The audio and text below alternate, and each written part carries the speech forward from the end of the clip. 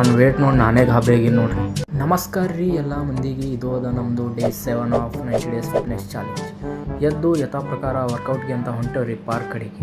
ಇವತ್ತು ಜಿಮ್ದಾಗ ಎಂಟ್ರಿ ಕೊಡಬೇಕಾಗಿತ್ತು. ಸೊ ಜಲ್ದಿ ಫ್ರೀ ವರ್ಕೌಟ್ ಮುಗಿಸ್ಕೊಂಡು ಹೋದೇವ್ರಿ ಜಿಮ್ದಾಗ. ನೀವು ನೋಡ್ಬೋದು ಜಿಮ್ದು ವಾತಾವರಣ.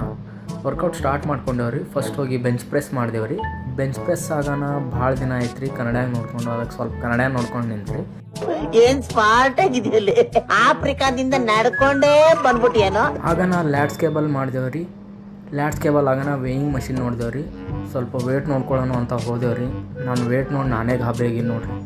ಇದೆಲ್ಲ ಆಗನ ಡಂಬಲ್ ಕರ್ಲ್ ಮಾಡಿದೆವ್ರಿ. ಇವತ್ತು ಇಷ್ಟೇ ಸಾಕು ಅಂತ ಹೇಳಿ ಹೊಂಟವ್ರಿ ಮನೆ ಕಡೆಗೆ.